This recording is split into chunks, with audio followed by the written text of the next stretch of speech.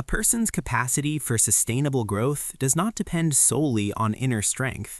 It also hinges on the degree of alignment between who they are and the system they are operating within. Even the most powerful system, when placed in incompatible conditions, will function at reduced efficiency and gradually deteriorate. Human beings are no different. Often, the problem is not a lack of ability, but the fact that one has been living outside their zone of fit for too long. In the early stages, this misalignment is subtle.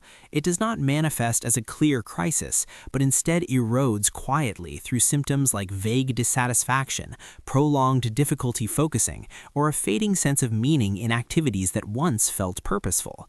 Because no obvious breaking point occurs, people tend to blame themselves, assuming they lack motivation, discipline, or ambition. Yet this explanation overlooks a crucial possibility, that the system itself is flawed, and that most of one's energy is being spent not on productive work, but on resisting the friction created by misalignment between self and environment.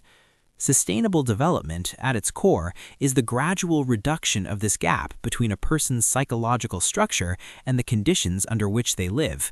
As compatibility increases, desired behaviors encounter less resistance.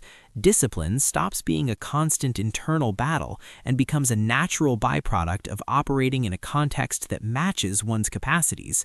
Put differently, if you have to force yourself to do something every single day, the issue may not be personal weakness. It may be that your life configuration is poorly designed. Alignment, however, should not be mistaken for comfort.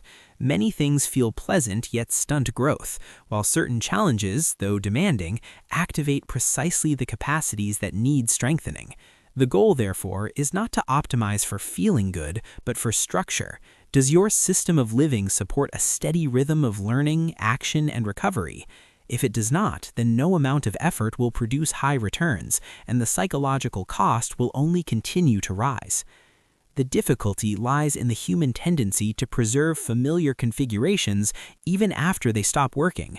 Part of this is inertia, part of it is fear of losing one's identity. Adjusting for better alignment is often mislabeled as failure or betrayal of past choices, yet clinging to what no longer functions is not resilience, it is waste. Reconfiguration is not surrender to circumstances, it is a strategic redesign that allows one to endure without exhaustion. Once alignment improves, the direction of everything begins to reverse. Energy is no longer drained by resisting reality, but concentrated toward execution. Time is no longer consumed by maintaining a fragile equilibrium, but invested in creating real value. And instead of living in a state of daily endurance, one begins to live in a state of daily operability, a subtle shift in experience, but one that compounds into dramatically different long-term outcomes. Understanding this reframes the central question.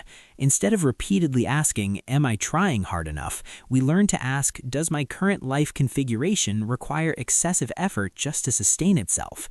Because in many cases, the problem is not that you are insufficiently strong, but that the system you are living in forces you to fight against yourself every single day.